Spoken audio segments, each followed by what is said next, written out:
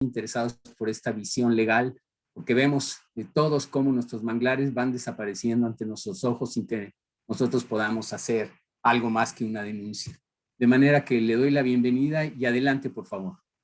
Gracias, querido Jorge, y pues un gusto nuevamente estar con todos los integrantes y el personal que ustedes invitaron del Comité Mexicano de Manglares. Ya hace muchos años que empecé a colaborar con ustedes.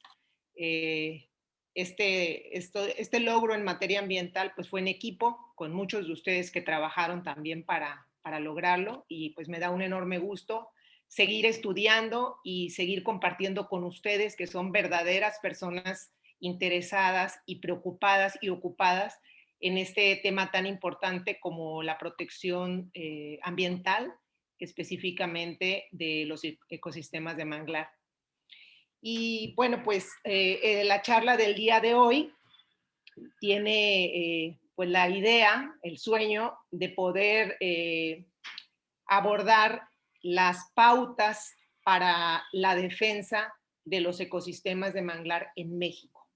Es decir, dar una visión de lo que podemos hacer. Vamos a platicar un poquito de lo que ya avanzamos, porque si echamos el tiempo atrás, tú recordarás, Jorge, que en 2007 simple y sencillamente no prosperó el juicio de amparo cuando tratamos de defender al ecosistema de la Laguna del Carpintero ante la primera tala que sucedió aquí en Tampico.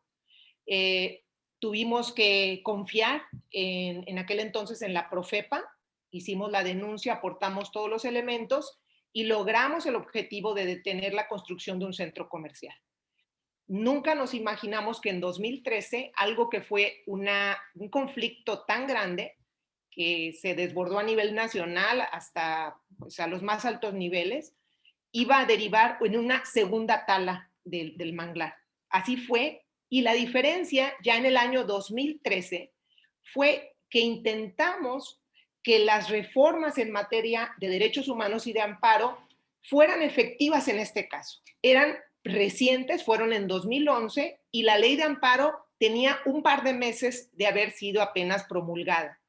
Realmente fue pues aventarnos a la aventura de creer en el orden jurídico, creer en las instituciones, creer en los jueces, creer en nosotros mismos, porque no teníamos precedentes.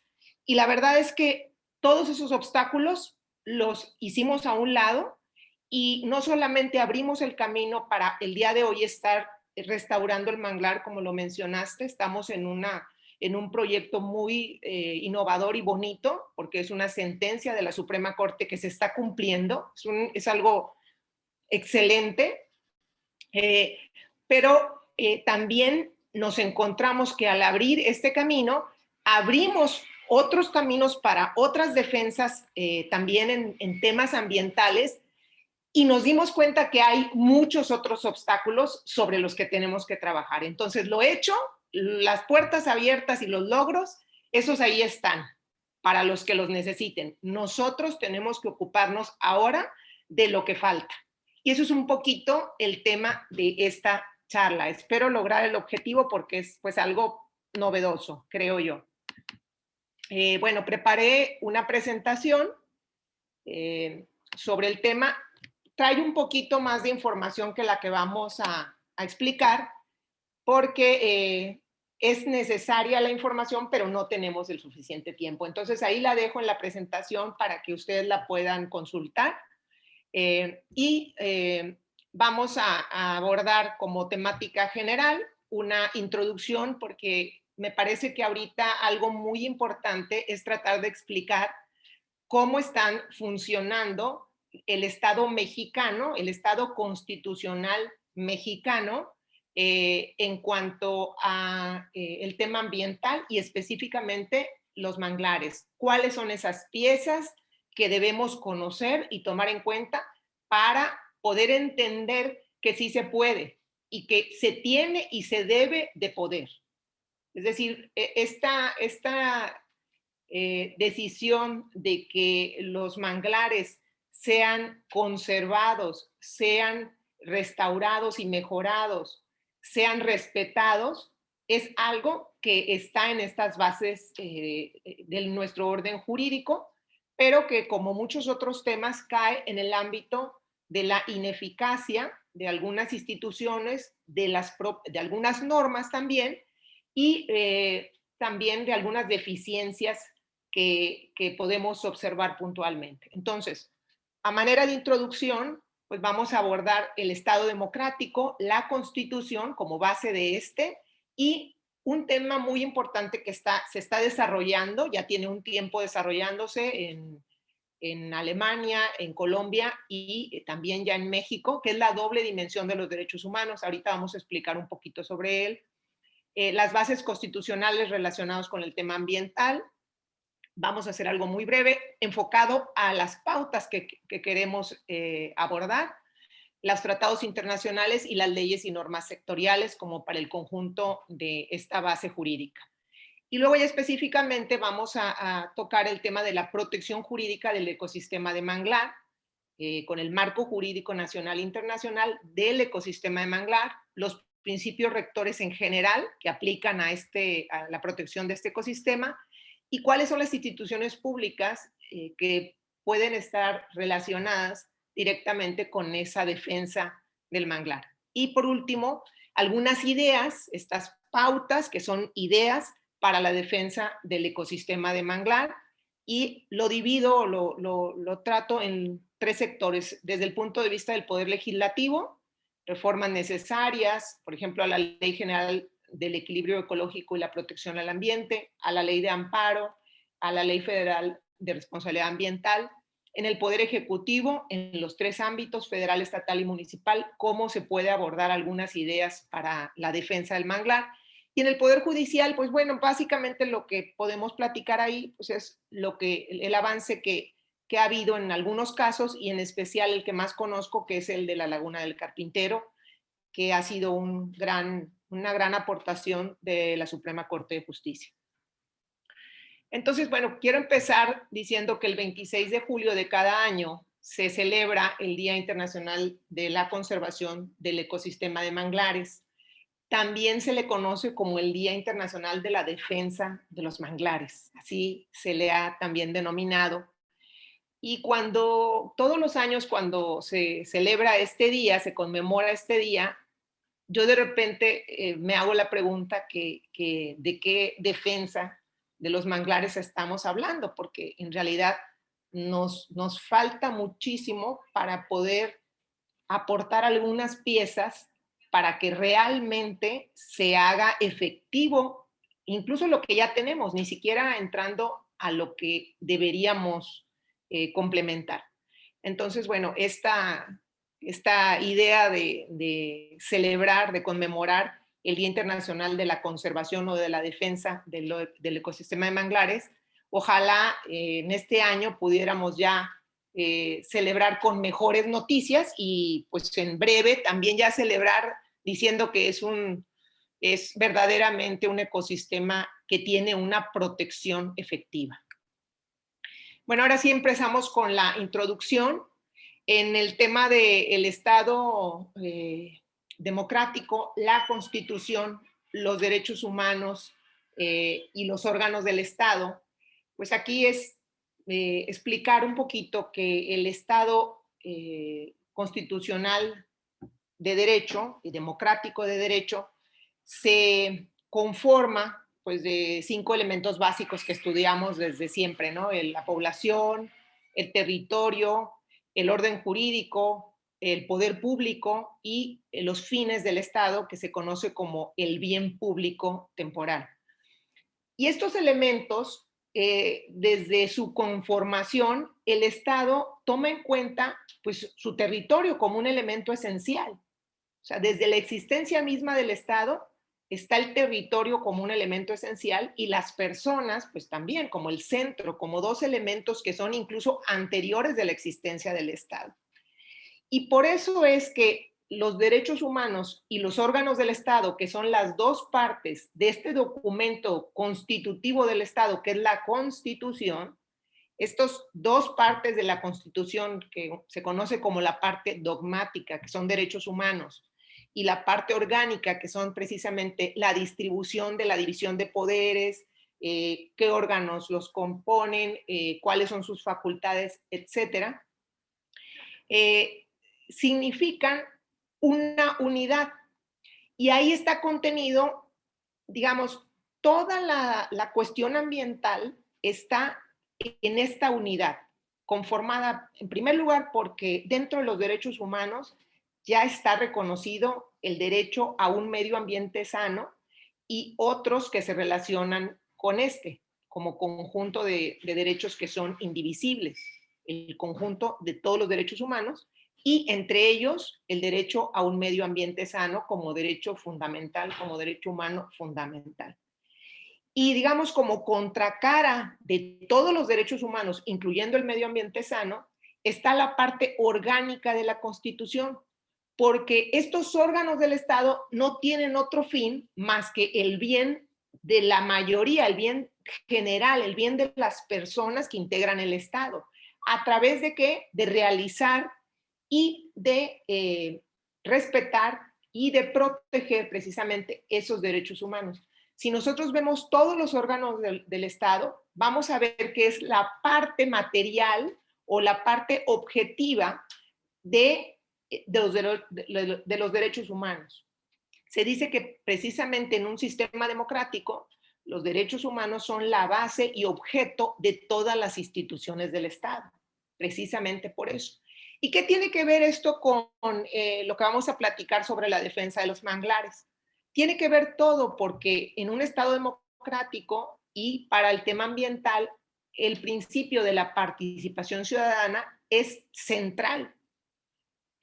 No va el medio ambiente a ser sano sin la participación de los órganos del Estado, pero tampoco sin la participación de todas y cada una de las personas que gozamos de este.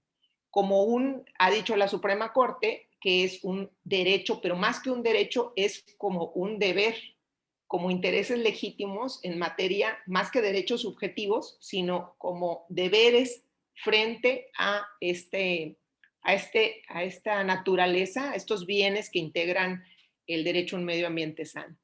Entonces, vean que cuando pensamos en el derecho a un medio ambiente sano, tenemos que pensar en que el Estado es quien tiene correlativamente las obligaciones para realizarlo. Entonces, no están separadas las dos partes, sino los derechos humanos son la base de estas funciones orgánicas del Estado. Si hay en este momento omisiones de los órganos del Estado que están derivando en una afectación a los bienes ambientales, es lógico que las personas vamos a resultar afectadas, algunas veces en forma inmediata y otras veces en forma mediata. Por eso es que se permite, desde luego, como un derecho la participación, la información, el acceso a la justicia, pero además hay un componente de acompañamiento a las obligaciones objetivas del Estado en esta materia. Lo vamos a ver un poquito más adelante. Pero hay que entender que el Estado mismo tiene esas características como una unidad. Y precisamente aquí está basado esa doble dimensión de los derechos humanos. Por una parte es este derecho subjetivo, que es un derecho de las personas al medio ambiente sano, pero por otro lado están este conjunto de atribuciones y obligaciones de todas las autoridades en la materia ambiental. Y que pues solamente con la unidad de ambos se puede tener garantizado este derecho. Y la supremacía constitucional y el orden jurídico va a permitir que estas reglas básicas que están en la Constitución precisamente dimanen a todo el ordenamiento jurídico para que estas reglas básicas sean efectivas. El orden jurídico debe estar alineado con estas bases constitucionales para cumplir con los fines del Estado. Y lógicamente tenemos en este momento una problemática ambiental global que tiene que recibir una respuesta del derecho, porque precisamente, al parecer a veces se nos olvida que la función del derecho es ordenar de manera civilizada toda la actividad de las personas para poder vivir en orden y podernos desarrollar de la manera más amplia como seres humanos en nuestra esfera individual y también en nuestra esfera colectiva. Y hoy la problemática ambiental requiere una respuesta del derecho mucho más amplia que la que está ofreciendo el día de hoy, que es bastante limitada. Entonces, sobre las bases constitucionales de la materia ambiental, desde 1917 se incorpora la conservación de los recursos naturales y la función social de la propiedad en el artículo 27. En 1999, muchos años después, ya se integra constitucionalmente el derecho humano a un medio ambiente adecuado para su desarrollo y bienestar, y es en 2012 apenas que cambia este término de adecuado por sano y se incorpora la responsabilidad ambiental para quien genere daños. En el 2010 se integran como una idea de darle efectividad al derecho al medio ambiente sano las acciones colectivas, que la verdad es que no han dado todos los resultados esperados. Incluso se pensaba que el amparo no era el mecanismo idóneo para el tema ambiental, y vamos a ver esto reflejado en alguna jurisprudencia del Poder Judicial de la Federación. Y en 2011 viene este cambio de paradigma, este paradigma de los derechos humanos, nuevo paradigma conformado por la reforma en materia de derechos humanos y la reforma en materia de amparo de 2011. Y bueno, aquí destaco la incorporación de la nueva redacción del artículo primero y el artículo 103 y 107 en materia de amparo. Y bueno, en el derecho al ambiente es importante reflexionar que tiene una doble dimensión también en el aspecto individual y también en su carácter colectivo.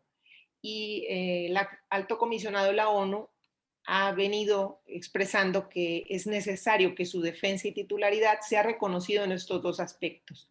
En México ya se ha dado este paso y a través del amparo y los criterios generados en algunas de estas resoluciones ya se ha establecido esta interpretación de que el medio ambiente sano tiene esta doble dimensión, tanto individual como colectiva.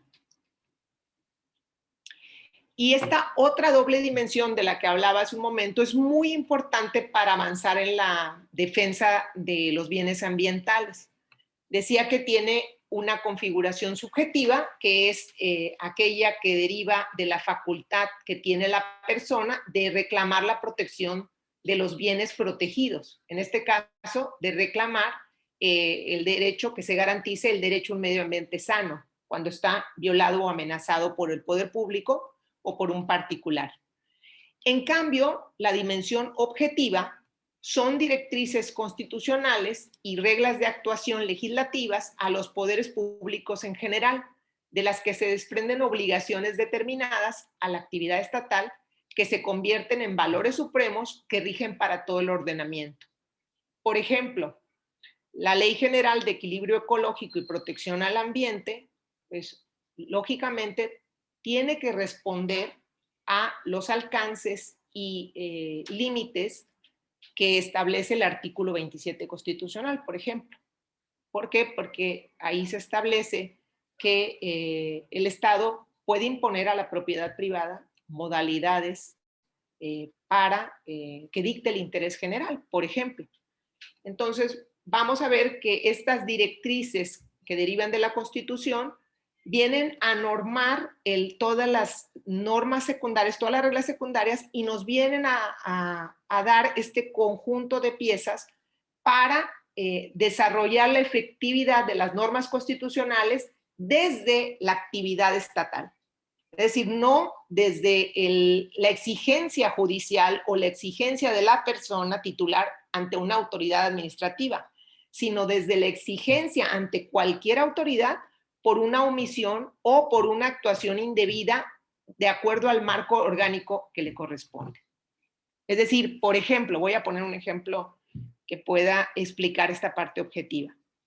Si a la Secretaría de Medio Ambiente, a la Semarnat, le corresponde a través de la dirección competente llevar a cabo el procedimiento de evaluación en materia de impacto ambiental, pues bueno, este procedimiento debe derivar no solamente en el cumplimiento de las reglas que están establecidas para desarrollarlo, sino a los fines que busca, de que se cumpla con el principio precautorio que está implícito en este procedimiento de evaluación en materia de impacto ambiental.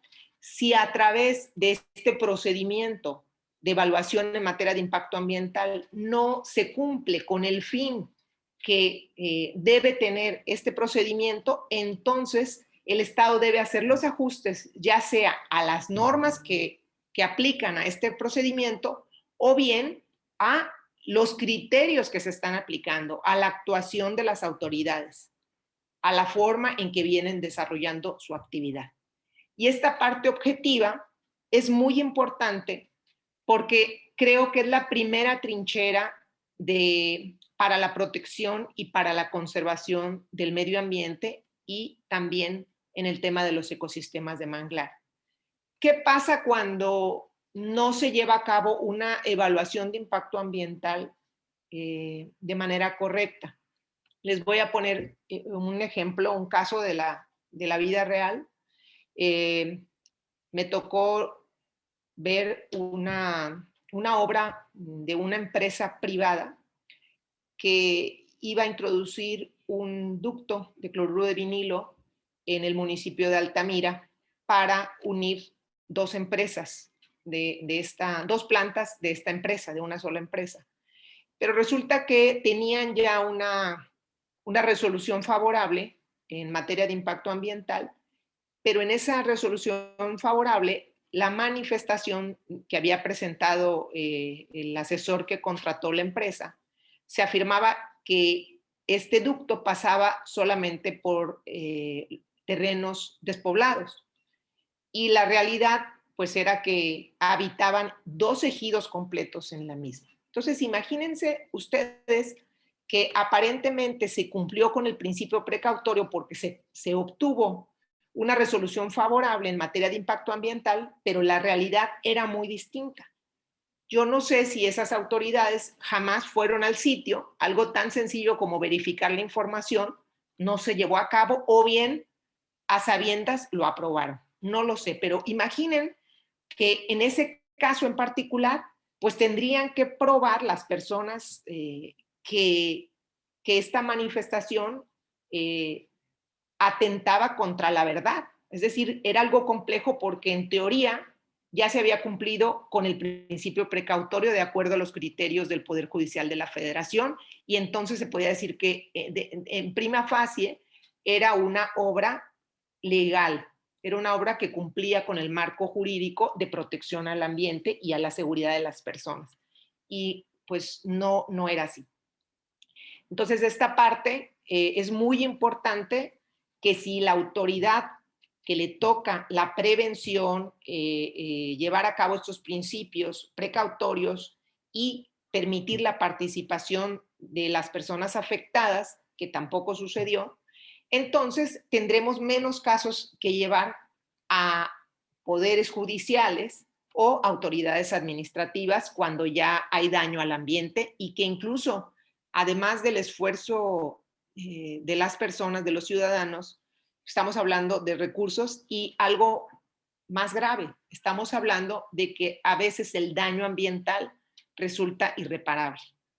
Por eso es tan importante esta parte objetiva o labor de los órganos competentes en materia ambiental, y tenemos que revisar para poder hablar de una defensa del medio ambiente y en específico del ecosistema de manglar.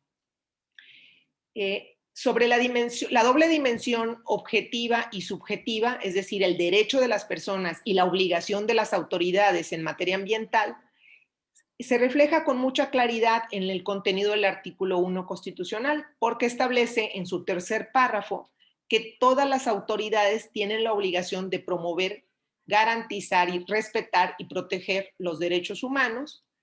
Y esto quiere decir que en general hay obligaciones, estas 4 obligaciones generales en relación al conjunto de derechos humanos, incluyendo al derecho a un medio ambiente sano. Y obviamente, pues esto pasa por los ecosistemas de manglar. Vamos a ver más adelante cómo están protegidos jurídicamente. Por lo tanto, hay esa obligación de respeto, hay la obligación de promover su cuidado, su preservación, de garantizarlo y de protegerlo a través de mecanismos efectivos en caso de amenaza o violación. Aquí se ve con mucha claridad esa contracara del derecho a un medio ambiente sano. Y bueno, Robert Alexy ha definido, me gusta mucho esta definición o esta explicación del contenido del derecho a un medio ambiente sano, porque él nos explica que el derecho fundamental al medio ambiente sano responde a algo así como un derecho fundamental como un todo, porque incluye pues el derecho de defensa, o sea, que el Estado evite intervenciones ilegales o que afecten al medio ambiente, también un derecho de protección para poder asegurar la no intervención de terceros y que dañen al ambiente, el derecho al procedimiento, que conocemos como el derecho a la participación ciudadana, y el derecho a que el Estado garantice lo que conocemos como garantía, es decir, que realice la mejora del medio ambiente a través de prestaciones concretas. Y bueno, aquí daría por concluido la introducción y pasaría a la protección jurídica del ecosistema de manglar. Vamos a ver que precisamente en el caso de la Laguna del Carpintero, resuelto por la primera sala de la Suprema Corte de Justicia en amparo en revisión, aquí les dejo los datos de la ejecutoria, se establece concretamente novedades importantes sobre la protección de los manglares. Y se reconoce que la Convención Ramsar establece a los humedales como un recurso de gran valor cuya pérdida se considera irreparable. Es decir, se reconoce esta protección internacional a todos los ecosistemas de manglar, aunque sabemos que el registro en la Convención de Ramsar son los de importancia internacional, pero las partes de esta convención, entre las cuales se encuentra México, se han comprometido a preservar, a brindar protección a todos los ecosistemas de manglar. Y es por eso que el ecosistema de la Laguna del Carpintero, a través de este reconocimiento, recibió la protección. Concretamente, ustedes ya conocen el contenido del artículo 60 ter de la Ley General de Vida Silvestre, que prohíbe pues, todas las actividades que lo dañen, tanto a las mangles como al elemento fundamental que es el humedal o esta integralidad del flujo hidrológico que requiere el manglar, los mangles para poder constituir un ecosistema. Las normas fueron reconocidas también, la norma 022, Semarnado 2003, con respecto a pues, las características en general de los servicios ambientales que presta el manglar y las especificaciones para la preservación y conservación. Y también la norma 059, Semarnado 2010, que es muy importante porque determina que los mangles son especies amenazadas y por lo tanto caen en la protección que le otorga la Ley General de Vida Silvestre, precisamente, no solamente expresamente en el artículo 60 ter, sino en el contenido completo de las disposiciones de la Ley General de Vida Silvestre. Y bueno, esto me encanta lo que se menciona en la ejecutoria del caso de la Laguna del Carpintero, porque se dice que el orden jurídico mexicano concede especial protección a los manglares y que cualquier decisión que disminuya la protección que tiene jurídicamente debe estar totalmente justificada. Y se afirma incluso que la protección de los manglares son de una prioridad nacional. Y bueno, vienen algunos criterios que se establecieron en esta sentencia.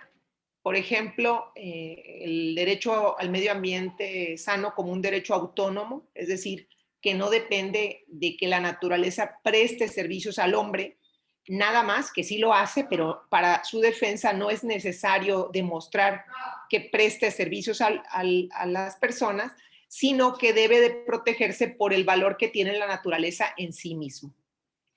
Esto es muy importante y vamos a ver que ya se viene contenido este criterio en una opinión consultiva de la Corte Interamericana que es obligatoria de cumplimiento para México. Es decir, no solamente lo ha dicho la Corte a manera de un criterio establecido, sino que está en la opinión consultiva que es vinculante para el Estado mexicano. Sobre el rol del Estado en la aplicación de la normativa ambiental, dijo también algo muy importante. Dice que el Estado es el principal obligado a acatar la normativa ambiental, que es un poquito lo que hace un momentito explicaba, y es suficiente que un ciudadano demuestre que la autoridad incumplió su deber de garante para considerar vulnerado su derecho al medio ambiente y conceder la protección constitucional. Esto es un criterio sumamente importante, no es un criterio que esté en una jurisprudencia y que sea obligatoria, pero son criterios del más alto tribunal que pueden ser citados como un precedente para órganos inferiores, para otros jueces, en casos en que se den estas situaciones. Y vemos cómo en algunos casos ya está siendo mencionado y han podido ayudar estos criterios en algunos casos ambientales y de energías, como se mencionó hace un momentito.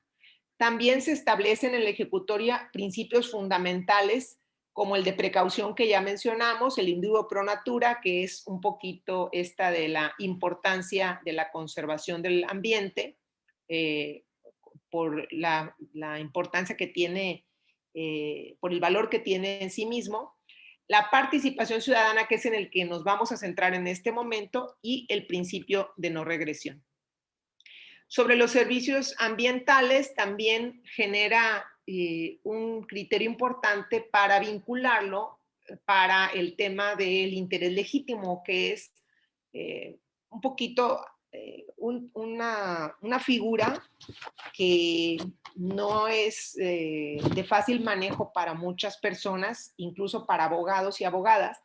Y bueno, aquí se dan algunas pautas que prácticamente constituyen un estándar, que yo por aquí más adelante les generé un esquema para facilitar su comprensión. No es tan complejo a partir de este criterio, y al menos en materia ambiental el interés legítimo ya es mucho más cercano, más alcanzable para poder tener acceso al amparo, como está sucediendo en los casos, no solamente en este, sino en muchos otros que se han ventilado en los medios de comunicación.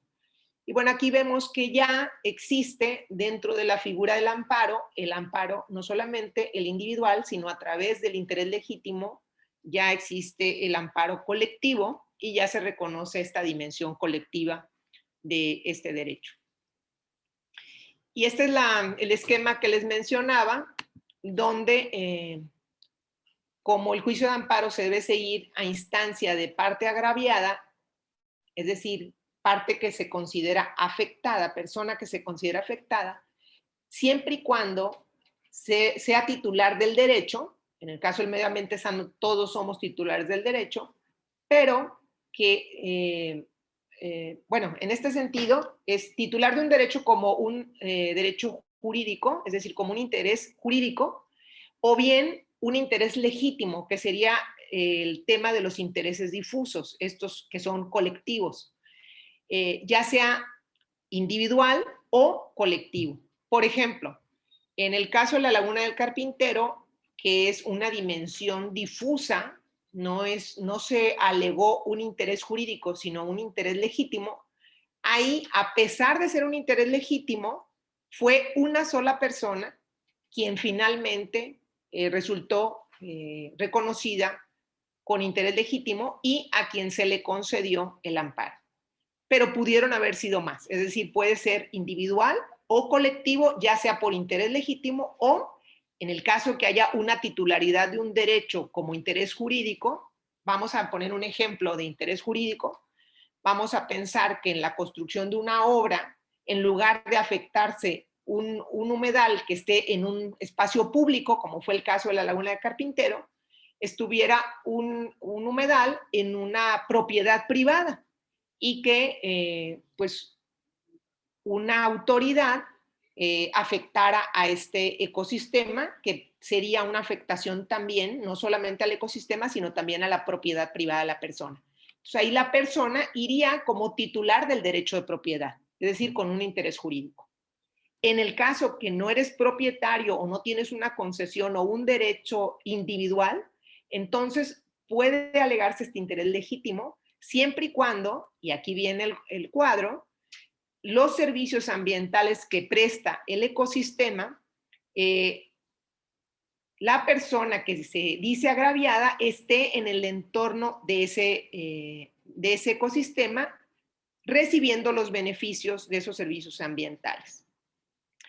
Y entonces, esta identificación de estar dentro de ese entorno, ya sea local, regional o nacional, dependiendo del tipo de ecosistema, es lo que nos da esta posición particular frente al orden jurídico que nos puede permitir alegar las afectaciones a este ecosistema.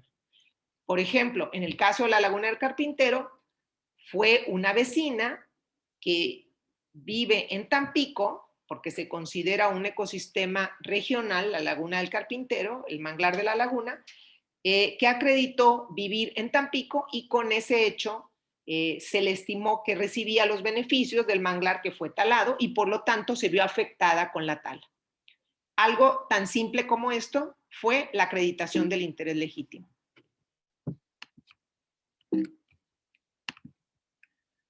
Bueno, aquí viene algunos aspectos importantes del rol del juez en materia ambiental que sirvieron en el caso de las energías que mencionaron hace un momentito en la semblanza y la reinterpretación del principio de la relatividad de las sentencias de amparo, que ha sido muy importante no solamente en este caso, sino en casos anteriores ya venía identificándose esta reinterpretación.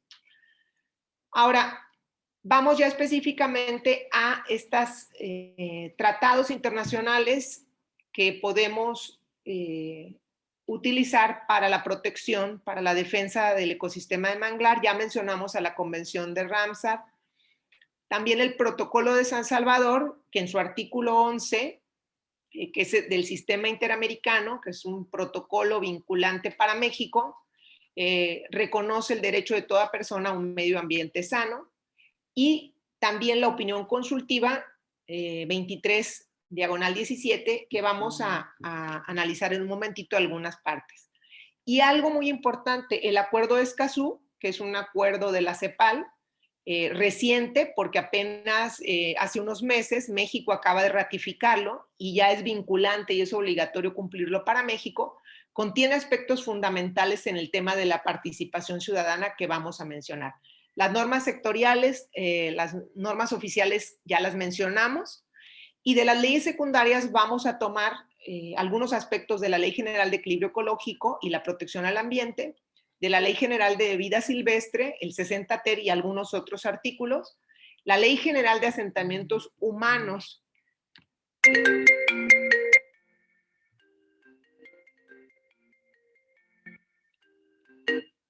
Perdón. De asentamientos humanos, ordenamiento territorial y desarrollo urbano,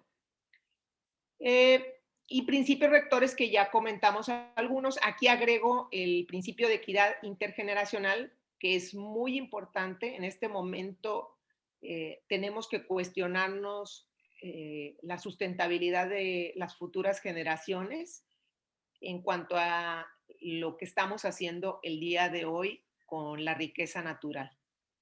Y obviamente el principio de participación ciudadana lo estoy destacando porque es la piedra angular de lo que vamos a tratar. Sobre la opinión consultiva les destaco que es vinculante para México, les destaco algunos aspectos. Esta opinión consultiva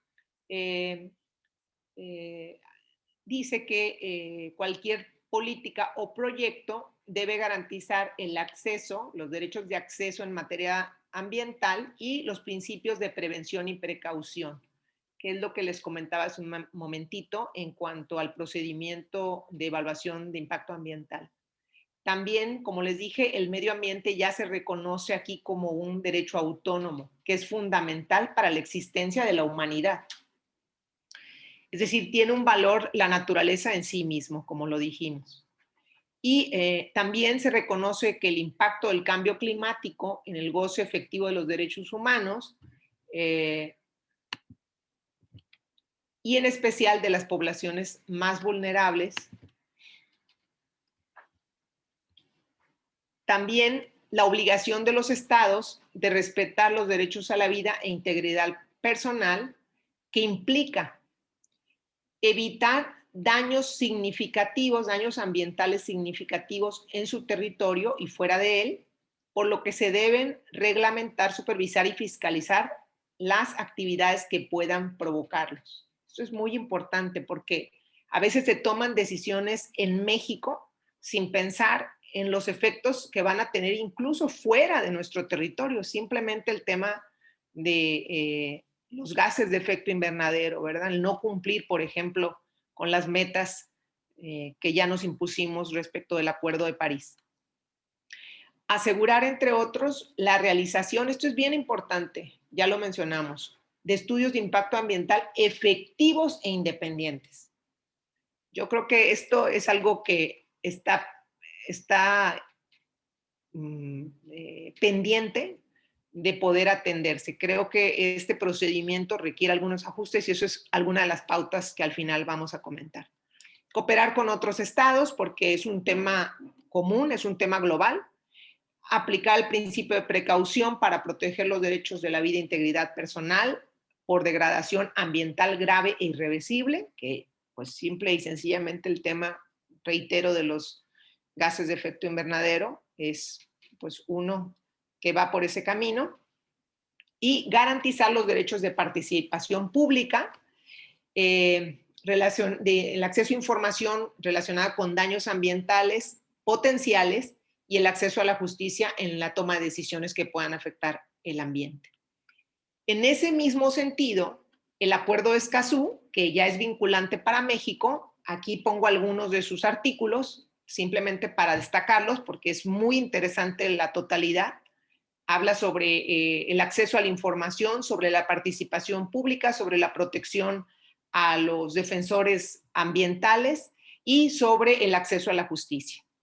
En el tema de la participación pública, aquí recojo algunas ideas, específicamente les remarco esta en amarillo, en el artículo 7, párrafo 3, que explica que cada parte, en este caso México como parte del Acuerdo de Escazú, que ya lo ratificó, promoverá la participación del público en procesos de toma de decisiones, revisiones, reexaminaciones o actualizaciones distintos a los mencionados en el párrafo 2, relativos a asuntos ambientales de interés públicos, tales como el ordenamiento del territorio y la elaboración de políticas, estrategias, planes, programas, es decir, es muy amplio. Aquí se fijan pautas muy interesantes en el tema de participación y en el tema de acceso a la justicia solamente quiero destacar, por cuestión de tiempo, les dejo la información, que se habla que se debe garantizar contando con mecanismos de reparación tales como restitución al estado previo del daño. Eso es bien importante porque al parecer la Ley Federal de Responsabilidad Ambiental es un poquito ambigua en ese sentido. La restauración, la compensación o el pago de una sanción, la satisfacción, las garantías de no repetición y la atención a las personas afectadas y los instrumentos financieros para apoyar la reparación. Aquí en el tema del amparo, en cuanto a las reparaciones, todavía no hemos llegado a la amplitud que se señala en el Acuerdo de Escazú. aunque es posible y viable hacerlo. Entonces ya tenemos aquí algunas piezas obligatorias para México que podemos ir empujando para que las resoluciones de amparo o de otro tipo en justicia ambiental tengan estas reparaciones integrales. En el caso de la Ley General del Equilibrio Ecológico y Protección al Ambiente, quiero destacar el artículo 159 bis, que habla de que la Secretaría, la Semarnat, desarrollará un Sistema Nacional de Información Ambiental y de Recursos Naturales, que deberá contener inventarios de recursos naturales existentes en el territorio nacional y que sirvan para el ordenamiento ecológico del territorio, cosa que, al menos en mi experiencia, no veo que se realice de manera real, y también reunirá informes de actividades científicas, académicas, trabajos técnicos o cualquier otra índole para la preservación de recursos naturales realizados en el país o en el extranjero, las que serán remitidos a este sistema. Y agrega que los municipios, además de las entidades federativas, participarán en la integración de este sistema. Y quiero destacar los municipios porque es parte de lo que con lo que voy a cerrar. Respecto a la Ley General de Vida Silvestre, que aplica expresamente al tema de los manglares, en su artículo 48 dice que dentro del Sistema Nacional de Información Ambiental de la Semarnat, se debe de incluir un subsistema nacional de información sobre la vida silvestre, que se coordinará con el Sistema Nacional de Información sobre la Biodiversidad, que está a cargo, como sabemos, de la CONABIO. Y este subsistema nacional de información de la vida silvestre tendrá por objeto registrar la información relacionada con la conservación y aprovechamiento, y pongo en especial las fracciones 4, 5 y 6, los listados de especies y poblaciones en riesgo y prioritarias para la conservación, la información relevante sobre los hábitats críticos y áreas de refugio, los inventarios y estadísticas existentes en el país sobre recursos naturales de vida silvestre. Bueno, el artículo 60 ter ya lo comentamos y es muy conocido por ustedes como manglaristas. Sobre la Ley General de Asentamientos Humanos, Ordenamiento Territorial y Desarrollo Urbano, quiero destacar el contenido del artículo 1, que nos explica que la ley es de orden público, interés social y de observancia general en todo el territorio. Y tiene por objeto fijar las bases para ordenar el uso del territorio. Vean que es de aplicación general y concurrente, porque aquí fija cómo van a colaborar los 3 órdenes de gobierno para lograr estos objetivos de esta ley general, que pues trata de vincular los 3 aspectos del desarrollo sustentable, es decir, el desarrollo social, el desarrollo económico y el medio ambiente, la sustentabilidad del medio ambiente.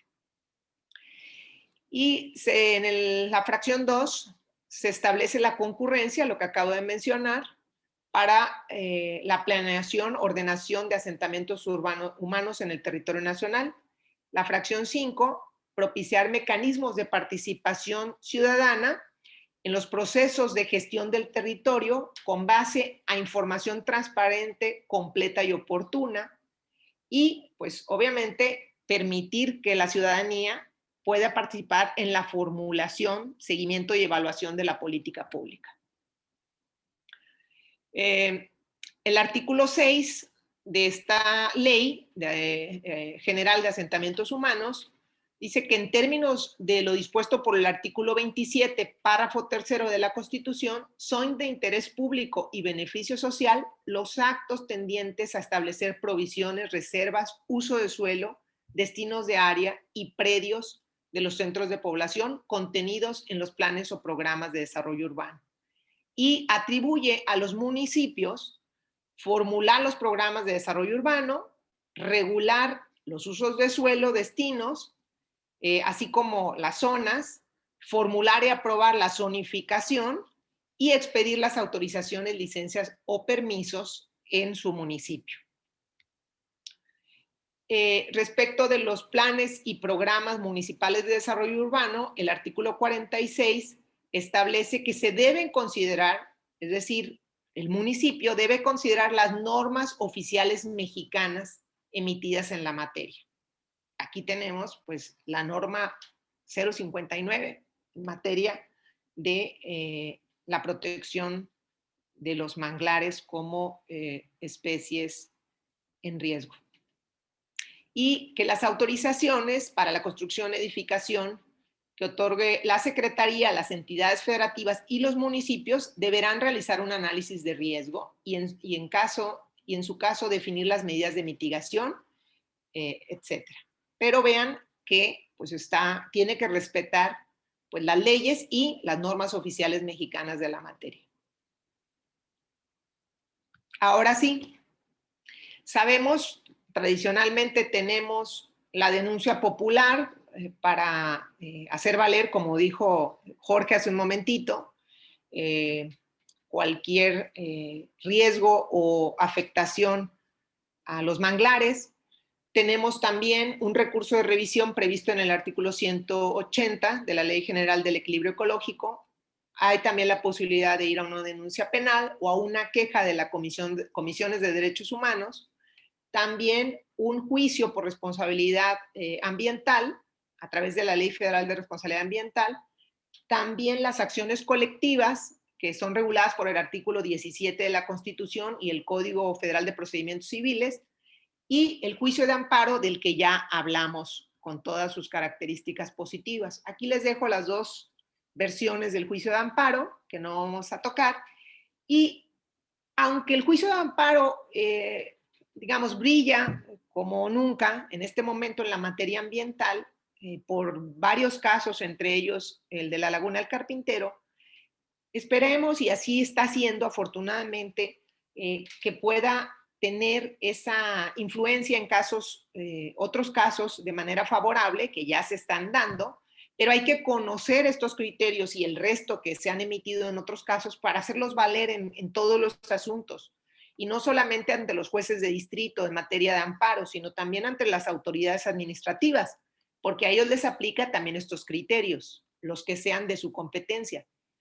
Y aprovechar la apertura del juicio de amparo para la defensa de ecosistemas y en general del ambiente en su aspecto objetivo, en la parte o en su dimensión objetiva, es decir, en el incumplimiento de las obligaciones de las autoridades administrativas o del Poder Ejecutivo en diversas leyes. Estamos hablando, por ejemplo, hay mucha preocupación por las violaciones o el incumplimiento en los temas de la Ley General de Cambio Climático y los acuerdos y los compromisos de París para reducir las emisiones, por ejemplo.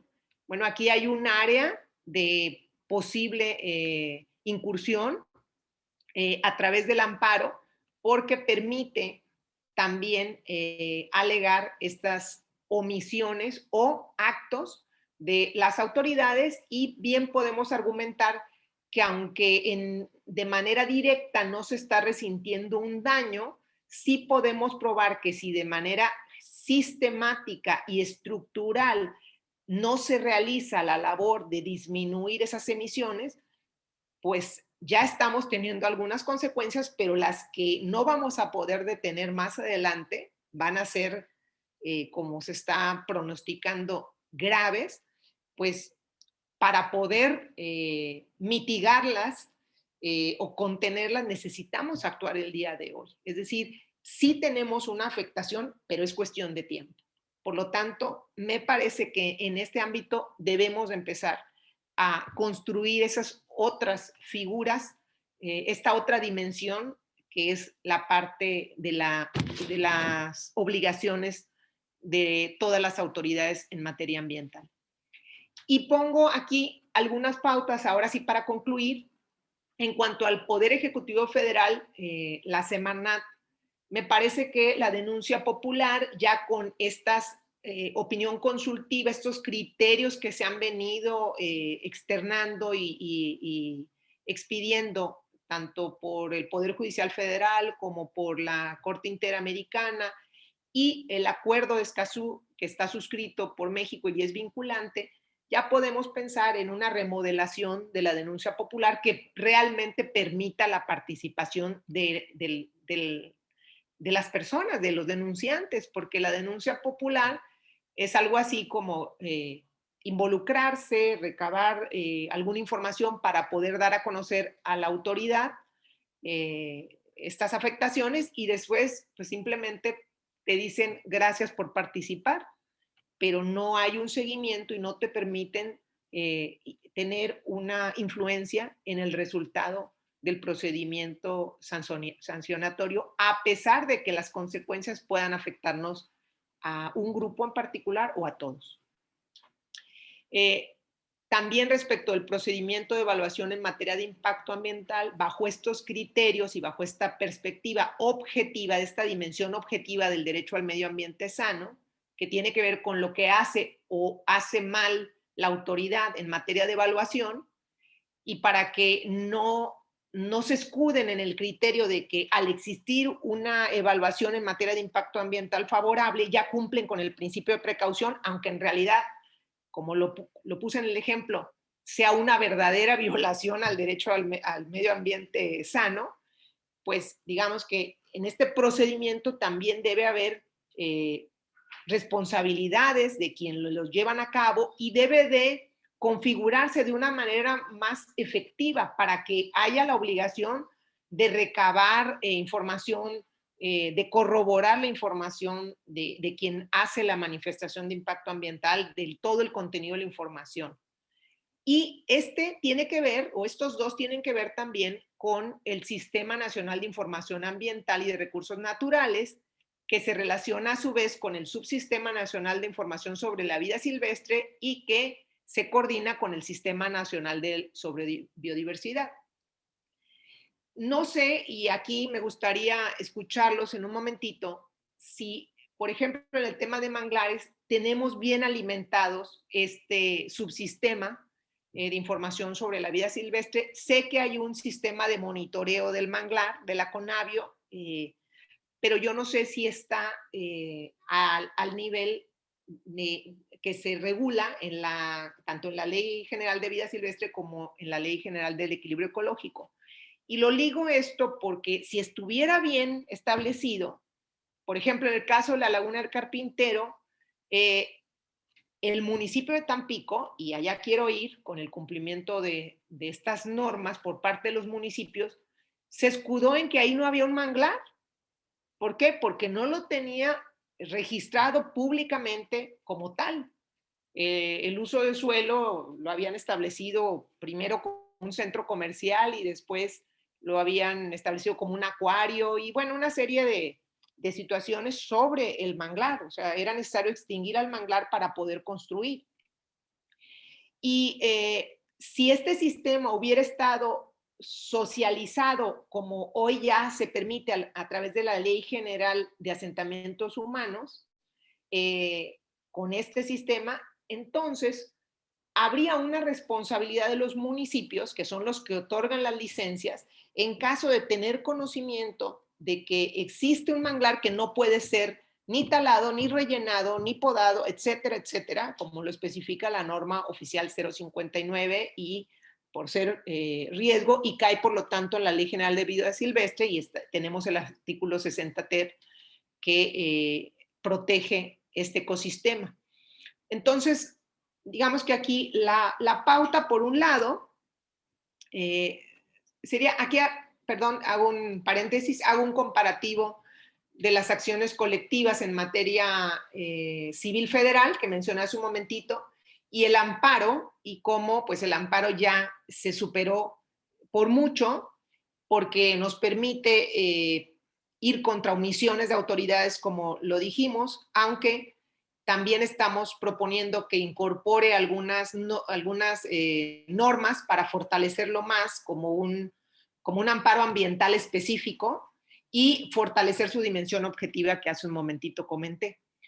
Y esta es la jurisprudencia que les hice mención hace rato sobre que se sostenía que el amparo no era la vía idónea y se pensaba que las acciones colectivas iban a ser las que, por ser específicas, iban a venir a cubrir el tema de la justiciabilidad. Y aquí se decía que porque el amparo tenía los principios del agravio personal y directo y la relatividad de las sentencias. Ya vimos que ahora está el interés legítimo, ya no solamente el agravio personal y directo, y tenemos una reinterpretación de la relatividad. Y bueno, regresando, aquí me faltó comentar, cerrar este punto sobre el municipio. Si volteamos a ver que el municipio es quien tiene la obligación de zonificar el territorio, imaginen que toda la información sobre los manglares, ustedes en participación ciudadana, la promueven ante este sistema de información y a su vez, una vez que llegue al sistema de información, llevarlo al municipio para que quede registrado exactamente territorialmente en todas las zonas donde se ubiquen nuestros ecosistemas de manglar, para que cualquier autorización tenga que pasar por considerar que ahí no puede haber una intervención sin que haya una manifestación de impacto ambiental y obviamente pues corregir este procedimiento, como lo mencioné hace un momentito. Sé que hay muchas intervenciones que son ilegales, es decir, que son sin permisos. También hay que mejorar, como lo dije, la denuncia popular y hay que abrir todavía más el acceso al juicio de amparo. Ya también el tema del acuerdo de Escazú toca algunos aspectos que pueden ayudar a mejorar el juicio de amparo.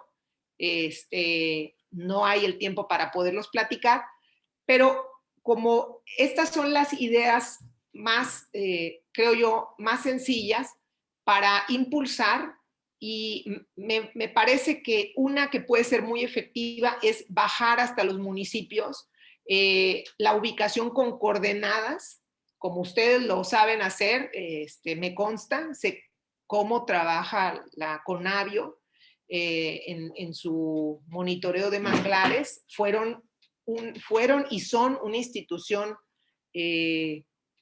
estructural, así una columna vertebral para el caso de la Laguna del Carpintero. Sin la CONAVIO, sin todos los expertos que participan en ello, créanme que si hubieran salido con la suya de decir que ahí no había un manglar. Fue gracias a que la CONAVIO tenía registros y pues se les pidió y lo dieron porque esa es parte de su función. Entonces, imaginen que esa misma situación la trasladamos en todo el territorio nacional, en los municipios, empezando por los prioritarios, para poder dejar constancia precisa de dónde se ubican nuestros ecosistemas y para que a partir de ahí las autoridades tengan responsabilidades en cuanto a lo que le sucede a esos ecosistemas. Porque recuerden que estas leyes generales, tanto la Ley General de Vida Silvestre como la de Equilibrio Ecológico, como la de Asentamientos Humanos, son concurrentes. Es decir, son leyes marco que sirven para las funciones tanto federales, estatales y municipales.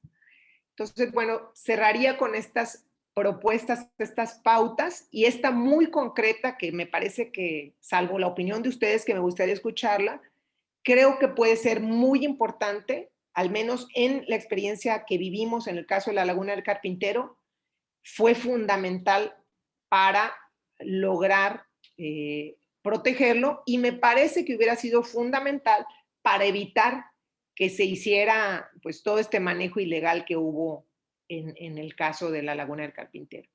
Y con esto pues doy por concluido y agradezco mucho la atención y quedo a sus órdenes para cualquier comentario.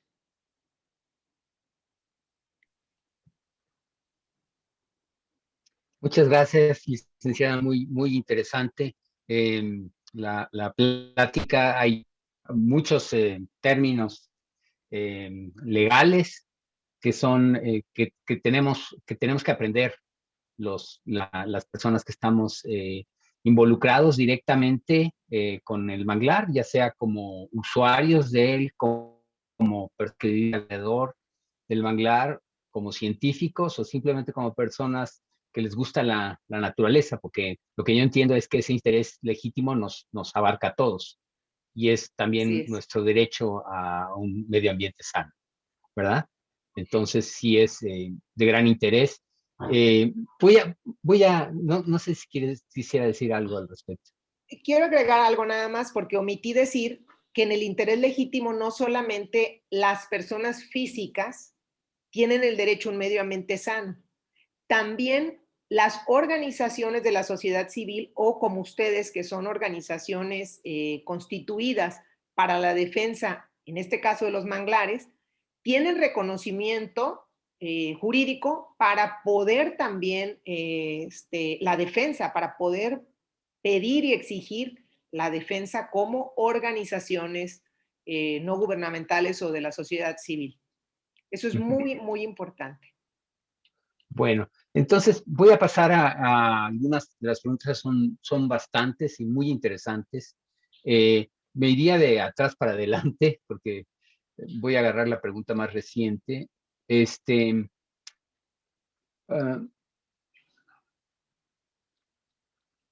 Mariana Monroy, ¿hay algún sitio de consulta de casos en los que se hayan llevado a cabo procesos en contra del Estado cuando ha atentado contra la protección de los ecosistemas, en este caso el manglar? ¿Qué procede en casos como el siguiente? Y nos da un ejemplo. El municipio de Puerto Morelos, en Quintana Roo, por poner un ejemplo, ha obviado desmontes de manglar en los últimos años que no han tenido ningún resultado por parte de Profepa contra los responsables.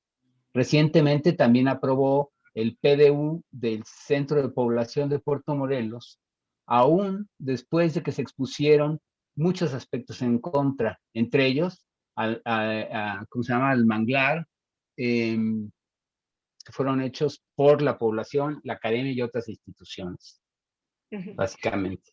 Pues precisamente una de las pautas, la más importante con la que cierro, se refiere a esto, a que los municipios, digamos, se hacen de la vista gorda porque en su ordenamiento territorial, pues ellos no les interesa, o no a todos, no quiero generalizar, pero en este caso, y como sucedió en Tampico, no les interesa tomar nota de la existencia de esta vida silvestre que está amenazada y que tiene una protección especial. Y obviamente esa omisión nos lleva a discutir si existió o no existió ya cuando desapareció. Hay muchos casos, ustedes mejor que yo los conocen.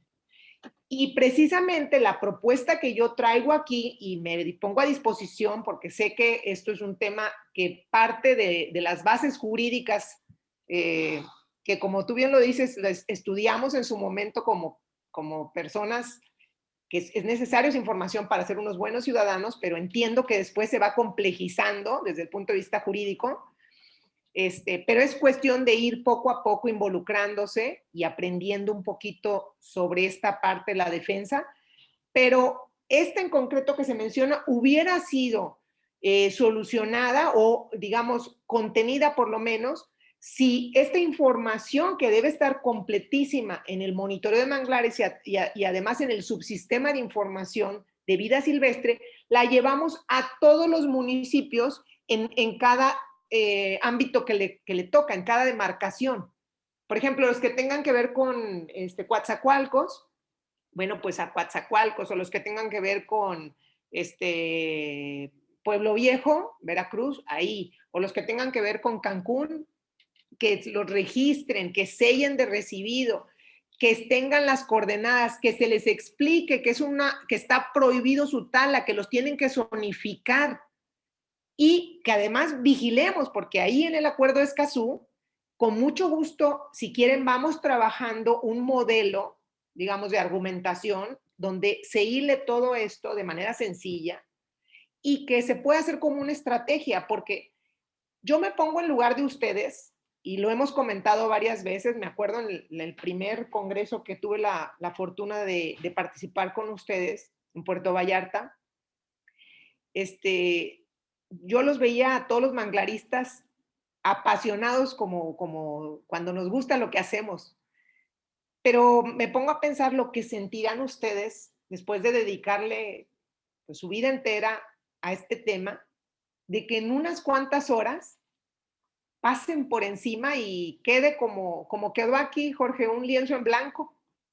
Así lo vimos, era un lienzo en blanco, no quedó quedó, bueno, nada, no quedó absolutamente nada aquí.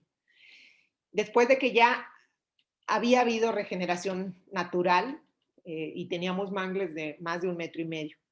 Entonces, regresando a la propuesta concreta, en base a la experiencia, y veo que no es solamente la mía, este caso es exactamente igual al que acabo de platicar.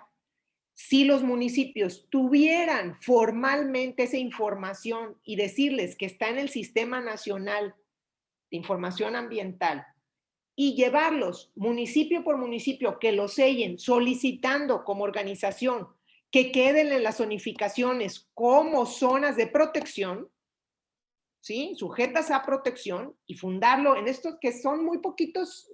Si ustedes se fijan, la parte de protección de manglares es realmente cortita pero efectiva. Lo que pasa es que no la hemos hecho valer. La venimos haciendo valer cuando ya hay una tala, cuando ya hay una obra emprendida, y ahora debemos ir hacia lo preventivo, Jorge. Y lo preventivo pasa porque el alcalde y su director de obras públicas o el director de desarrollo urbano sepa que va a tener que brincarse una tranca que es un delito. O sea, no es cualquier cosa. Ya no es como que no sabíamos y es más, no había. Lo niegan totalmente. No, pues no lo van a poder negar. Prácticamente van a tener que orillar a quienes quieran hacer esas obras a hacerlo sin permisos. Y ahí ya se nos facilitaría, porque como bien vimos, el criterio del Poder Judicial es que si se incumplen las normas ambientales, el Estado de inmediato tiene que intervenir, bajo el principio de precaución. El problema es que dan las manifestaciones de impacto ambiental, las evaluaciones, ya dije, sin ni siquiera revisar, o por corrupción. Nada más hay dos opciones. Pero lo hacen. Entonces, eso es lo que yo respondería, de que me parece que sí podemos hacer. Obviamente, en este caso ya hay violaciones. Bueno, aquí el amparo es el que yo creo que tendría que ser el mecanismo, y habría que buscar abogados por allá para que pues se involucren, porque también necesitamos que sean más, que vayan poco a poco involucrándose para poder tomar estos precedentes. Y respecto de los casos, en la parte final de la presentación les pongo la liga del libro, un cuadernillo de la Suprema Corte de Justicia, donde viene no solamente el caso de la Laguna del Carpintero, sino todos los casos en materia ambiental, que no son muchos, son como 15, donde los categorizan metodológicamente por temas, ¿no? Sobre el interés legítimo, sobre la participación ciudadana, sobre los pueblos indígenas. Está muy, muy completo y se los recomiendo, y se los puse precisamente pensando en que puedan estudiar un poquito más por la cuestión del tiempo. Muchas gracias. Sí, bueno, yo voy a ir leyendo las preguntas porque yo creo que con esto sí se puede elaborar, como dices tú, Hilda, una estrategia general, porque van a ser los mismos, vamos a encontrar los mismos síndromes, ¿no? En el Sí. caso de la doctora Claudia Teutli, dice, ahí hay un problema entre los registros, los mapas de cobertura y el uso del suelo. El agua alrededor de la vegetación forma parte del ecosistema del manglar. Hay intervenciones de rellenos argumentando que en ese cuerpo de agua no hay manglar. Entonces los mapas deben ser de uso de suelo, de ecosistema manglar, y no solo de cobertura. Sí, aquí habría que decir que también el artículo 60 ter de la Ley General de Vida Silvestre, a ver, adelante. Habla Sí, sobre el flujo ¿qué nos puede hidrológico, contar? que Sí. lo mencioné. No solamente son los árboles de mangle, sino es vital el elemento del humedal. Es decir, el flujo hidrológico está garantizado en el artículo 60 ter y en la NOM 022. Viene muy detalladamente en su preámbulo todas las cuestiones de importancia, que lo hicimos valer en el caso de la Laguna del Carpintero, y la Corte prácticamente hizo copy-paste, o sea, lo pegó, todo lo que expusimos, porque todo es importante. Y me parece que hay que hacer este trabajo que estoy mencionando, incluyendo esta justificación, ¿no? Incluso en el tema de la reparación, de la restauración de la Laguna del Carpintero, se pidió por parte de la propia Semarnat, si no me equivoco, que se incluyera el flujo hidrológico, es decir, medidas en cuanto a asegurarlo. Entonces yo creo Sí. que bien se puede hacer para hacer todavía más efectiva esta estrategia. Tiene toda la Sí, razón la doctora Claudia. claro.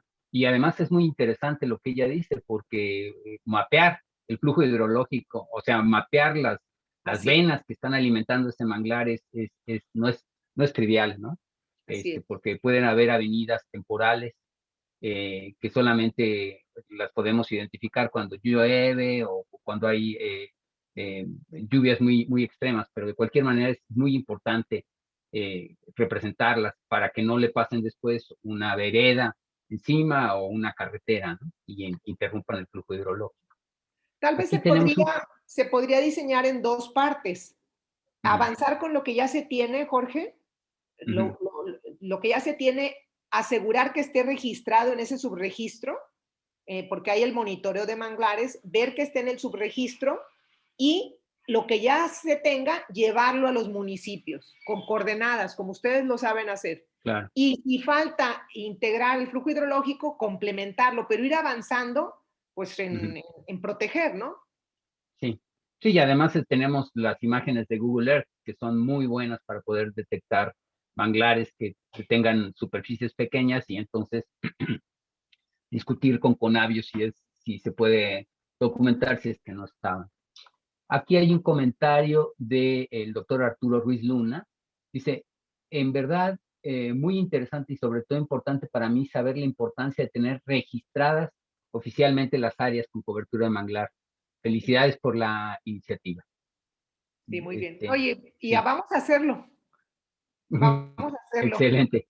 Sí, por eso lo estamos invitando a todas las personas interesadas que nos hablen, nos escriban al correo del Comité Mexicano de Manglares para empezar a centralizar esto y sí aprovechar los conocimientos de la licenciada para que podamos hacer eh, un frente único con una estrategia general para todos. Ok. El comentario de Rosario Velasco Villafuerte, felicidades al Comité Mexicano de Manglares. Debe hacerse ya una costumbre invitar a tomadores de decisiones, la academia, ONG, Senda y otras personas a discutir alguna problemática sobre esta vegetación y otros humedales costeros a nivel local, estatal, litoral y nacional. En efecto, eh, es, tenemos somos afortunados en tener este sistema de redes que podemos replicar y desde luego cuando enviamos una invitación a alguna persona le pedimos de la manera más encarecida que la dé a conocer a las personas que conozcan, ¿no? Sí, vamos a ir avanzando en este sentido de precisamente dar a conocer este tipo de pláticas. Espero que no sea la única plática que tengamos con la licenciada Aida Gómez para poder ir más a detalle sobre el tema. Y sí, muchas gracias. Sí es importante que estén tomadores de decisiones y ONGs, sobre todo como el grupo Senda o tantos otros grupos ecologistas que han sido pues, realmente la base de apoyo y de soporte, de apoyo y de defensa de los humedales alrededor ¿cómo se llama? De toda la República Mexicana donde hay humedales. De parte de la doctora Patricia Santos, saludos desde el área de protección de flora y fauna de manglares de Michoacán, Quintana Roo, de CONAM. Muchas Saludos. gracias, Patricia, muchas gracias. Eh, em, ¿Qué alternativas se tiene cuando el municipio es quien aprueba los cambios de uso de suelo en sitios Ramsar, por ejemplo, como es el caso de Bahía de la Paz? Bueno, Esa pues es otra pregunta. ahí está infringiendo pues la protección. ¿Qué uso de suelo para cambiarle de uso de suelo, qué destino le va a dar? ¿Qué uso le va a dar? Uno que destruya o que permita la destrucción del manglar, pues no se justifica. Iría en contra del orden jurídico del más alto nivel porque estamos hablando que los tratados internacionales, cuando se relacionan con derechos humanos, como es el caso de los que protegen al manglar, están en la cúspide de la Constitución, junto con las normas constitucionales, gozan de lo que yo les comentaba, que conocemos como supremacía constitucional. Y nadie, ni el presidente de la República, ni los legisladores, ni un gobernador, ni un presidente municipal pueden violentar la Constitución. Por el contrario, dentro de las normas constitucionales se establece que están obligados a protestar. Guardar la Constitución es parte de la supremacía. Todo servidor público debe ejercer sus atribuciones para cumplir los fines del Estado, no para cualquier fin, para cumplir el bien de las personas. ¿Sí? Por eso los derechos humanos y la función pública son las dos caras de la moneda del Estado en una democracia. En una democracia, las personas son donde inicia el poder y donde debe el destino, donde debe llegar el destino. Ese debe ser el beneficio. Y el medio ambiente, pues es la subsistencia de las personas. Nada más de ese nivel es. Perfecto. Dice, ok. De parte de Tere Rodríguez, ¿qué cambió recientemente en materia legislativa? ¿Qué cambió recientemente en materia legislativa que últimamente se observan y se escuchan más casos de alteración de flujos hidrológicos, retiro de vegetación e incluso venta de terrenos que incluyen manglares y zona federal, especialmente en la Ribera Maya? También el doctor Jorge Herrera nos envió un afiche de venta de terrenos muy cerca de una zona de manglares. Esa es la pregunta. ¿Qué cambios está habiendo actualmente? Pues los cambios son al contrario, cambios positivos. Realmente a mí me sorprendió que esta administración, apenas en octubre o noviembre del año pasado, creo que fue en octubre del año pasado, ratificó el acuerdo de Escazú después de, pues, la tala de una fracción de manglar que estaba en el terreno donde se está construyendo la refinería Dos Bocas. Entonces, realmente me llamó muchísimo la atención porque no es muy congruente que digamos, así como las decisiones que hemos visto sobre el tema del carbón, del uso del carbón y de este combustóleo, esta intención de desplazar a las energías limpias y volver a estos métodos que son totalmente, que afectan totalmente al cambio climático, contribuyen al cambio climático. Entonces, más que un cambio en la legislación, yo creo que está incrementándose la impunidad, precisamente porque la máxima autoridad, los titulares de las secretarías y del Ejecutivo, pues tienen esa línea en contra del medio ambiente. Entonces, ¿qué pasa? La impunidad, pues dice, si esa es la línea que están marcando, pues es cancha abierta para que todo el mundo lo haga. Entonces, ¿dónde debe venir la contención? En que las personas no somos observadores en una democracia. Somos el origen del poder y el destinatario final del poder, y por eso nuestra participación está reconocida en la Constitución, es relevante, y en este acuerdo de Escazú, que es reciente, se fortalece esa participación de forma muy concreta. Entonces, nos tenemos que poner de cara a estas autoridades que no están tomando el rol que les corresponde, como ya lo veíamos, que a ellos les corresponde la protección ambiental, es su deber, son sus obligaciones. Cuando no lo hagan, pues los que nos tenemos que poner de cara a ellos somos nosotros con las instituciones que son el contrapeso. Sí, es muy importante. Sí. En el orden nacional, que ya sabemos que el amparo está siendo efectivo en algunos casos, pero también no descartar el orden internacional. Ok. Sí, es muy importante entonces darnos cuenta que nosotros somos actores principales, porque lo único que nos quedaba era una denuncia ante Profepa y ahí paraba. Ya no teníamos, pues, veíamos el seguimiento que dábamos era un seguimiento muy frustrante, ¿no? Porque sí. O sí Profepa llegaba o simplemente Profepa está seriamente limitada económicamente, en recursos y todo, para poder resolver estos temas. ¿Sí? Pero sí es muy importante jugar ya un papel mucho más activo. A ver, aquí tenemos un comentario de Cristian Yael Inostro. Misma historia en humedales de Guaymas. Hacen manifiesto de impacto ambiental sin hacer consulta pública y hacen obras en humedales que nadie sabe por qué o cómo se autorizó. Luego de Blanca Gallangos, en Bahía Quino, Sonora, tenemos sitio Ramsar y hay bosques de manglar, pero no están dentro de una área natural protegida. Y está siendo complicado proteger el área, ya que en la zona hay predios privados y están empezando a vender terrenos. Qué bueno que mencionas lo de los predios privados, porque dentro de los casos resueltos por la Suprema Corte, también la primera sala, uno que precisamente le tocó en la ponencia del entonces ministro José Ramón Cosío, tocó el punto de la modalidad de la propiedad privada en materia ambiental.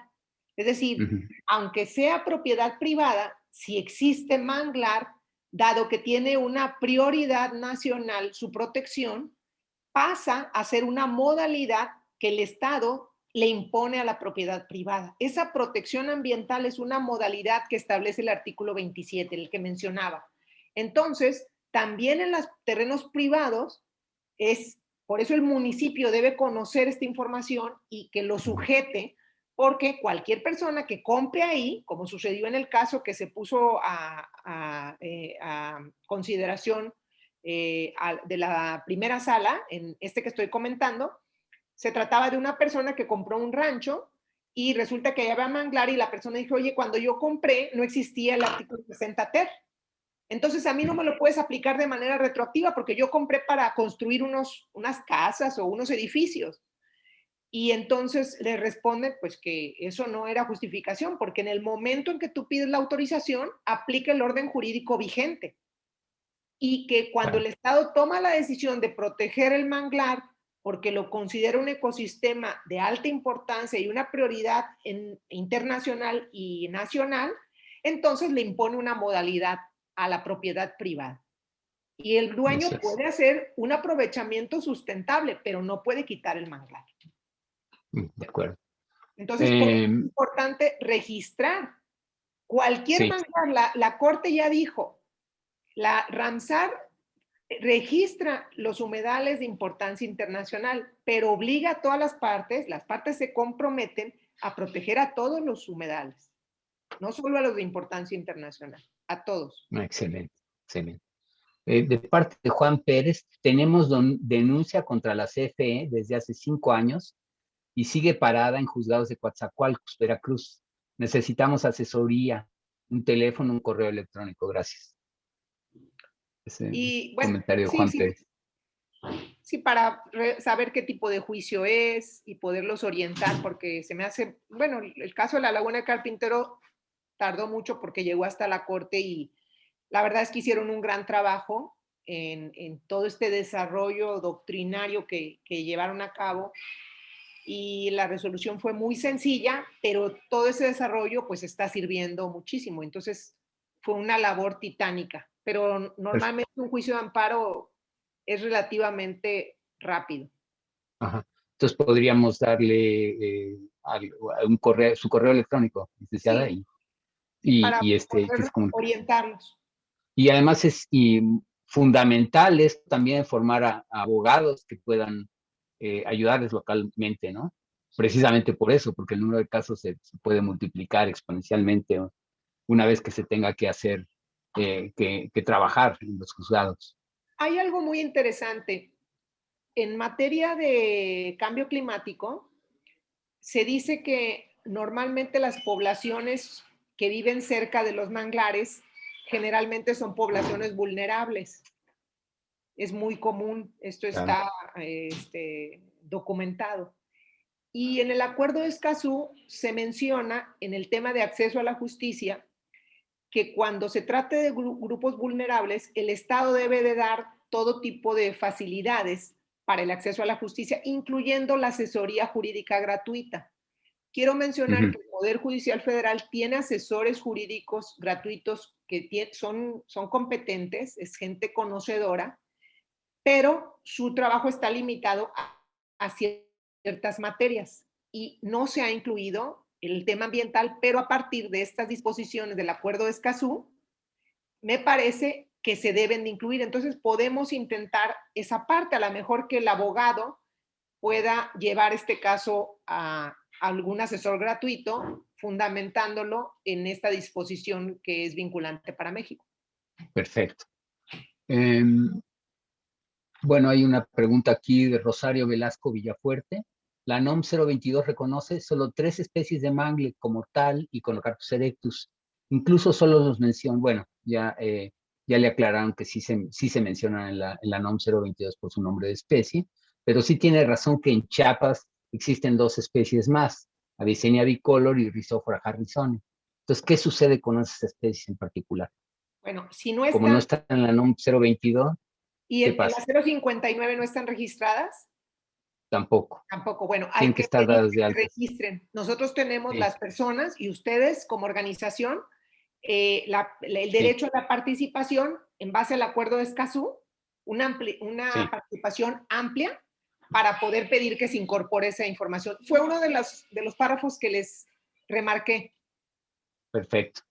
Muy bien, entonces ya tenemos, ya tiene tarea, nos ayuda Rosario Velasco Villafuerte, nos ayuda con esto, que nos recuerde, ¿no? Para avanzar en este sentido. Un comentario de Luis G. Marrón.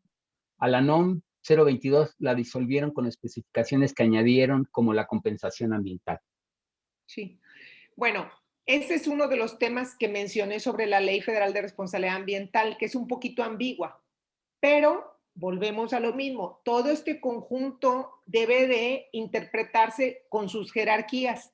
Y obviamente un tratado internacional en el tema ambiental que forma parte del bloque de derechos con supremacía constitucional, porque así lo dispone el artículo 1, tiene es superior en cuanto a su ordenamiento que una disposición reglamentaria. Entonces debe de interpretarse de conformidad a esa disposición y si no es posible una interpretación que los armonice, debe dejar de aplicarse la norma inferior incluso para aplicarse en forma directa a la Constitución. O Claro. sea, las autoridades deben buscar, y en especial las jurisdiccionales, que al final prevalezca la Constitución. Ese es el nuevo, digamos, el nuevo paradigma en materia de derechos humanos. Bueno, y en este caso también está el artículo 60 ter, ¿no? De la Ley General de Vida Silvestre, Así que es es. precisamente, que digamos que modula cuál es el significado de una compensación ambiental, ¿no? Bajo qué condiciones puede hacerse. Pero esta otra lo viene a clarificar porque con todo y el 60 ter, como la ley federal, pues pareciera que sí está por encima jerárquicamente la general. La federal de responsabilidad ambiental está un escaloncito abajo. Jerárquicamente sí es mayor, pero al momento de interpretar, pues era muy común. Es más, lo vivimos en el caso de la Laguna del Carpintero, que ya habían planteado formalmente a la Semarnat ir a sembrar, creo que en Altamira o no sé, unas cuestiones Sí, muy una extrañas, compensación ambiental, una sí. compensación hasta en unas propiedades privadas, unas cosas así de terror. Y afortunadamente, pues en el tema de la reparación, pues fue muy concreto que debía ser en el sitio, siempre y cuando la viabilidad se plantee, como fue el caso de Carpintero.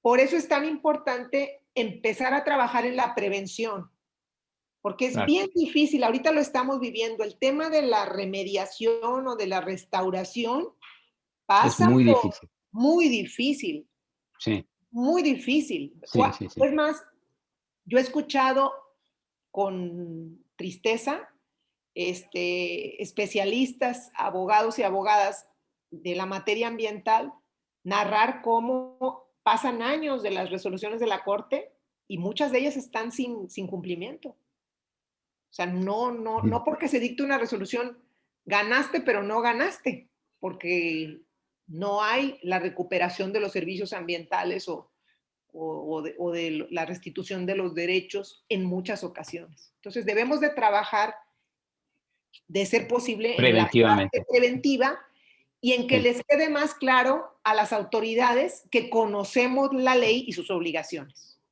Ok. Bueno, de parte de Maribel Domínguez, saludos, doctora. El artículo 60 ter de la Ley de Vida Silvestre menciona, bueno, y ya precisamente nos dice, queda prohibida la remoción, relleno, trasplante, poda, cualquier obra o actividad que afecte el flujo hidrológico, etcétera, ¿no? La pregunta es, aquí, ¿cuál es su zona de influencia y en cuanto implica para cada manglar? Hasta donde implique el flujo hidrológico, lo que se conecta con el manglar. No se sabe, no está determinado y no se puede proteger hasta ahí. Lo interesante es que ya está contenido en la norma y hay mucho por trabajar para terminar. Sí, es lo que estábamos discutiendo. Comentábamos. Es muy importante saber exactamente de dónde vienen los flujos para también protegerlos. Entonces Así es. tenemos la base, que es el sistema de monitoreo de manglares de Conavio, y sobre esa base, que es una base digital ya con un sistema de información geográfico preciso, entonces sobreponer los flujos hidrológicos y Así es. darlos a conocer antes de que empiecen las modificaciones. Así es. Eso es fundamental, ya se nos está, bueno, estamos un poquito pasados de tiempo, pero adelante, adelante. Sí, iba a comentar nada más que... Tenemos muchas felicitaciones, muchas gracias. Realmente tiene una cobertura de Giovanni Ávila Flores, ya hablamos con él. Está Luis G. Marrón, Rosario Velasco, Juan Pérez, que ya lo mencionamos, Tere Rodríguez, Mariana Monroy, ya lo resolvimos, y Arturo Ruiz Luna, muchas gracias, Claudia Teutli, Rosario Velasco Villafuerte, Patricia Santos González. Esperamos colaborar más con CONAMPA al respecto, ¿no? Sí. Ser apoyo y también ser apoyados por ellos. Y pues eso es lo que tenemos ya. ¿Algún comentario? ¿Ya? Quiero, pues, agradecer y despedirme comentando que, y tú eres testigo, Jorge, que cuando llevamos esta defensa del manglar, había muchas voces que nos decían que no se iba a poder, que estábamos luchando contra pues, el gobernador y contra los presidentes municipales, y que además pues estábamos prácticamente solos, porque hay que decirlo, eso pasa, todo el mundo tiene sus ocupaciones y nosotros que nos queremos dedicar a esto, pues tenemos que asumir cuando la gente nos quiera apoyar y cuando no pueda, y sobre todo en procesos que a veces se prolongan, como fue el caso. También se nos dijo que no, era muy difícil que se atrajera el caso a la corte cuando ya sabíamos que en el colegiado no nos iban a dar la razón porque ya teníamos un antecedente. Además, en el caso particular, cuando estudié la maestría en Flaxo, fue un poquito complicado porque se tenía la idea que las acciones colectivas, como lo mencioné hace un momentito, eran el mecanismo idóneo porque era algo especial, específico. Sin embargo, mi idea en aquel entonces era que el juicio de amparo era el idóneo porque es el que es específico en materia constitucional para la protección de los derechos humanos. Y fue una batalla pues contra gente que sabía incluso pues mucho más que yo, pero a veces estas ganas de que las cosas sucedan y este estudio permanente de que así sea y ligar unas cosas con otra a través de estrategias, pues es como se llega al conocimiento y como se abren esas puertas que se pensaba y se afirmaba y se aseguraba que no se iban a poder. Yo hoy veo aquí una gran posibilidad en esto que vine a plantear. Hay por ahí muchas ideas sueltas que requieren mayor estudio. Esta me pareció que era una que ya está medianamente construida para aprovecharla, porque hay un gran trabajo como ustedes lo conocen y hay que trasladarlo donde se requiere que esté. Pero además de que sí se puede, que eso ya lo hemos sabido siempre, se debe, se debe. Tenemos una obligación, pues no solo por nosotros, sino porque sabemos más que otras personas lo que viene. Sabemos, Claro. no solamente en el tema de cambio climático, ya han explicado que incluso en el tema de salud, muchas de las consecuencias que estamos viviendo están relacionados con el desastre en la vida silvestre. Entonces, Sí. hoy es el momento de llamar más que nunca a un cambio de mentalidad y de seguir abriendo estas puertas. Y pues tenemos muchas cosas en contra. Hoy hay un entendimiento muy distinto en el Poder Ejecutivo Federal a la materia ambiental. O sea, no hay una comprensión de la importancia, todo lo contrario. Hay una visión del pasado donde este problema no era tan latente. Eso ya no está. Ahora tenemos un problema que el derecho tiene que resolver y nosotros tenemos que exigir que se resuelva. Y por otro lado, tenemos un poder legislativo, pues que está, digamos, hay mucha necesidad de reformas legislativas. Las veo cuesta arriba por la misma razón, porque hay una influencia del poder ejecutivo este gobierno trae una idea muy anacrónica en el tema de la protección ambiental. Y ahorita está en vilo el poder judicial. Es el que ha dado la cara en el tema ambiental en algunos casos, pero ahorita tiene que no solamente dar la cara, sino el cuerpo completo. Y esperemos que así Pero sea. ahora la ley de energía ya fue retirada, ¿no? Sí, por orden A del raíz de juez, todos estos y ya se amparos. publicó, Sí. pero Ajá. digamos, esto es una medida que es solamente mientras está el proceso del amparo. Todavía tenemos que esperar su conclusión para Que ver son qué va a varios, suceder. Pero que son independientemente varios amparos. del caso, digamos, esta visión Ajá. del gobierno actual no es favorable a nosotros, los que queremos la protección ambiental. Sin embargo, debemos saber que somos actores fundamentales en esta democracia, en este Estado constitucional, y que nos corresponde, junto con los jueces y las instituciones, poner la cara y el cuerpo para contener y poder avanzar. Perfecto. Y muy bien, hay que Muy hacerlo. bien. Bueno, pues ya se nos pasó el tiempo. Pues muchísimas gracias, Hilda, por esta exposición y por pues, el ánimo y por el mostrar un camino posible, ¿no? En donde precisamente como ciudadanos estaremos involucrados todos. Y es muy interesante saber que prácticamente todos los participantes aquí tienen que jugar un papel fundamental para poder proteger el ecosistema, que esta es una responsabilidad. Hablábamos de las generaciones futuras, pues ya vemos cómo viene el cambio climático. El cambio climático parece que no nos está dando pausa. Tenemos que responder de manera inmediata y defendiendo precisamente el sistema. Toda la gente que estuvo participando aquí está consciente de esto. Esta plática se queda grabada y esperamos que haya más participación, por lo que como Comité Mexicano de Manglares, pues les ofrecemos nosotros mediar y buscar la forma en la que este nuevo camino que se antoja, digamos, exitoso, vaya a poderse realizar simultáneamente en varios lugares. Y yo creo que ya una vez que vayamos sacando más y más ejemplos, podemos pisar un poco más fuerte, ¿no? Para proteger precisamente las zonas costeras, los humedales y los manglares en particular. Pues muchas gracias, licenciada Hilda. Muchas gracias, Hilda, Gracias. por la presentación.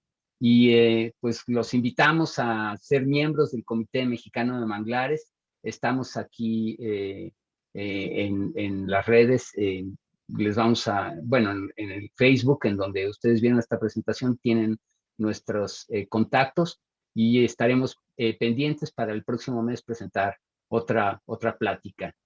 Les agradecemos mucho su asistencia y les enviamos un saludo afectuoso donde quiera que estén.